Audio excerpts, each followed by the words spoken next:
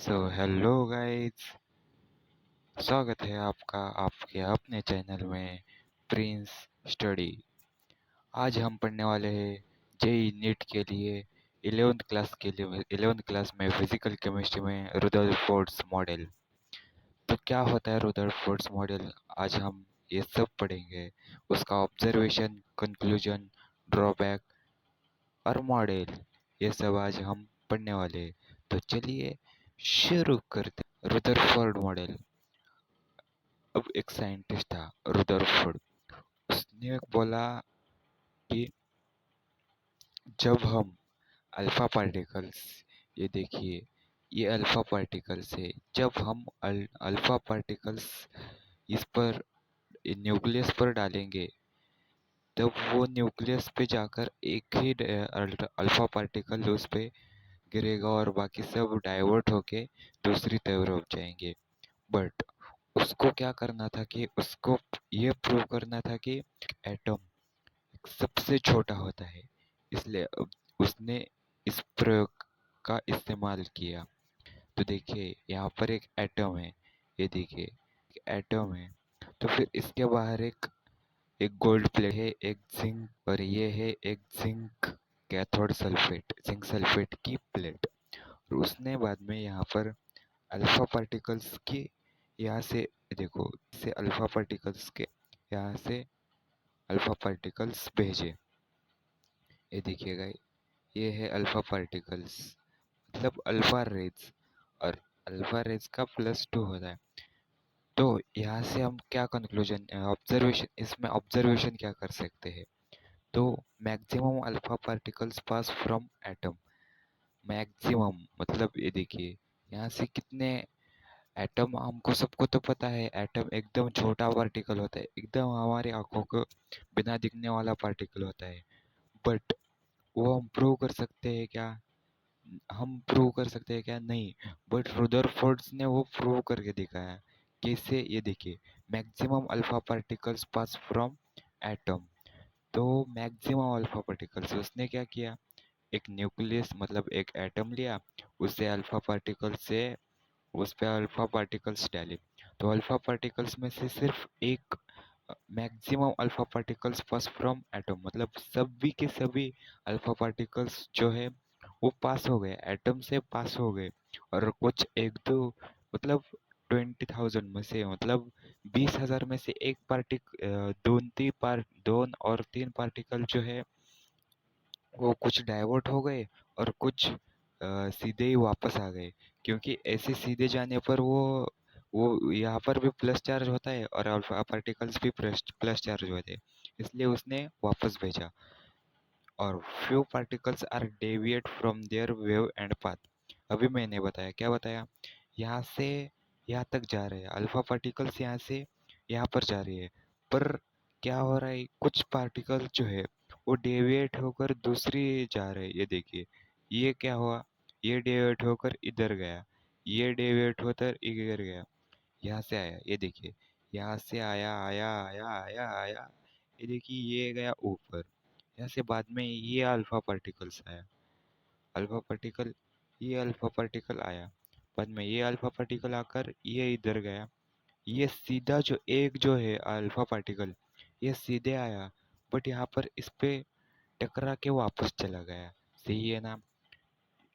और very few particles out of 20,000 deviate 180 degree. अभी मैंने क्या बताया, एक जो ये अल्फा पार्टिकल जो है वो सीधे जाकर वापस आएगा। क्यों? क्योंकि उस पे सीधे यहाँ से भी सीधा चार्ज लगेगा ना, डायरेक्ट उस पे डायरेक्ट टकरा के वापस चला आएगा। यही तो है इसका ऑब्जर्वेशन। सिंपल सी बात है, रुदरफोर्ड्स मॉडल ने ये सिद्ध, मतलब ये ऑब्जर्वेशन किया, रुदरफोर्ड मॉडल्स का ये है ऑब्जर्वेशन। आप इसको लिख सकते हैं। और इसके बाद में ऑब्जर्वेशन के थ्रू हम कंक्लूजन निकाल सकते हैं। क्या हमें क्या प्रूव करना था, कि हमें प्रूव करना था कि एटम एक छोटा, एकदम छोटा पार्टिकल है। तो maximum space of atom is empty. कैसे पता चला? क्योंकि maximum alpha particles pass from atom, क्योंकि यहाँ से जब अल्फा पार्टिकल्स आ रहे हैं, यहाँ से मैक्सिमम अल्फा पार्टिकल जो है वो पास हो जा रहे हैं ना, इसलिए वो क्या होगा, एम्प्टी होगा। उसमें स्पेस होगा, बट मैक्सिमम अल्फा पार्टिकल्स क्या होंगे, वो maximum space of atom is empty होगा। तो आगे देखिए, atom has a small positive body which is present in the centre in atom which is nucleus. मतलब यहाँ पर देखिए, अल्फा पार्टिकल्स यहाँ से भेजे और यहाँ पर जो है ये है न्यूक्लियस। और जो अल्फा पार्टिकल्स है वो न्यूक्लियस से टकरा के ही वापस आए, इसलिए उसने ये प्रूव करके दिखाया है कि atom has a small positive body which is present in center of body which is nucleus। अब ये तो हो गया। अब देखेंगे अब model, Rutherford's model. Positive charge body present in the centre of atom is called nucleus. यही है जो कंक्लूजन में है, वही इसमें भी है, ये देखिए। और आगे सेकंड मॉडल में सेकंड है, electron revolves around nucleus at different distance on circular path. हमें पता है कि इलेक्ट्रॉन रिवॉल्व करते हैं किसके किसके ऊपर, न्यूक्लियस के ऊपर। एक एटम में एक न्यूक्लियस होता है, ये देखिए, एक एटम है और उसके ऊपर एक एक एटम है, पूरा एक एटम है, और उसके अंदर एक न्यूक्लियस है। उसके ऊपर इलेक्ट्रॉन घूमते हैं, इलेक्ट्रॉन प्रोटॉन आप जो भी कहे वो घूमते हैं। तो घूमते हैं वो क्या घूम उस किस पाथ में घूमते हैं, सर्कुलर पाथ में घूमते हैं। वही रुदरफोर्ड ने प्रूव करके दिखाया है यहाँ पर, इस रुदरफोर्ड मॉडल में। Atom is electrically neutral, atom is electrically neutral. हमें पता है, हमें क्या पता है कि एटम में इलेक्ट्रॉन और प्रोटॉन होते हैं, और इलेक्ट्रॉन प्रोटॉन कितने होते हैं, सेम होते हैं।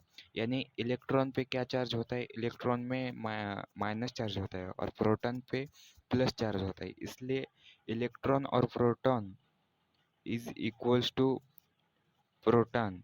देयरफॉर इलेक्ट्रॉन और therefore atom is a neutral. वही रुदरफोर्ड ने क्या कर दिखाया, सीधे प्रूव करके दिखाया, atom is electrically neutral. Volume of nucleus is negligible with respect to volume of atom. ये देखिए, volume of nucleus is negligible with respect the volume of atom. ये देखिए, ये न्यूक्लियस है और इसका वॉल्यूम क्या होगा, न्यूक्लियस से बहुत छोटा होगा, बहुत, मतलब उसको हम मेजर भी नहीं कर सकते ना, इतना छोटा होगा न्यूक्लियस का वॉल्यूम किसके मुकाबले, एक एटम के मुकाबले। इसलिए यहाँ पर वही वही रुदरफोर्ड ने प्रूव करके दिखाया है रुदरफोर्ड मॉडल में। और ड्रॉबैक, इसके कुछ डिमेरिट्स भी है, मतलब ये कुछ एक्सप्लेन नहीं कर पाया, और वो कुछ एक्सप्लेनेशन ये देखिए आप। It is unable to explain stability of nucleus when if electron negative charge particle if electron revolve around nucleus। ये देखिए, it is unable to explain stability of nucleus when if electron negative charge particle। अगर इस ये देखिए, एक atom है और इसके इलेक्ट्रॉन इलेक्ट्रॉन पे कौन सा चार्ज होता है हमें पता है, माइनस। तो फिर हम ये रुदरफोर्ड मॉडल में ये प्रूव नहीं कर सके, मतलब रुदरफोर्ड उसके इस एक्सपेरिमेंट में ये प्रूव नहीं कर सका कि इलेक्ट्रॉन चार्ज पार्टिकल एक स्टेबल जगह है। और भी कुछ ड्रॉबैक्स है, if electron revolve around nucleus it should emit radiation in form of energy, then electron move closer to nucleus and ultimately collide with nucleus, so atom will collapse। और Rutherford ये भी prove नहीं कर सका कि अगर electron nucleus के बाहर घूम रहे हैं तो वो सर्कुलर पाथ में घूम रहे हैं, बट वो अगर न्यूक्लियस के अगर पास है तो दोनों कोलैप्स, प्लस माइनस क्लो, और हमें पता है न्यूक्लियस में प्लस चार्ज होता है, अगर प्लस प्लस और माइनस अट्रैक्शन हमें पता है, रेडियो मतलब इलेक्ट्रोमैग्नेटिक रेडिएशंस में प्लस और माइनस एक दूसरे को चिपक जाते हैं, यानी अट्रैक्शन उसमें होता है, इसलिए हमें पता है तो फिर ये प्रूव नहीं कर सका कि ये और ये दोनों पास में आ सकते हैं या नहीं। और but atom neither be created और नॉर बी डिस्ट्रॉय, ये रुदरफोर्ड ये भी प्रूव नहीं कर सका कि एटम क्रिएट किया जा सकता है और नहीं किया जा सकता। और एक है इसका drawback, it is also unable to explain discontinuous spectrum, और इसमें डिसकंटिन्यूअस स्पेक्ट्रम भी नहीं प्रूव कर दिया। रुदरफोर्ड मॉडल में रुदरफोर्ड ने डिसकंटिन्यूअस स्पेक्ट्रम भी नहीं प्रूव कर सका, इसलिए इसके कुछ ड्रॉबैक्स है। इसका मॉडल है ऑब्जर्वेशन, कंक्लूजन और रुदरफोर्ड मॉडल। आप सब इसको लिख सकते हैं।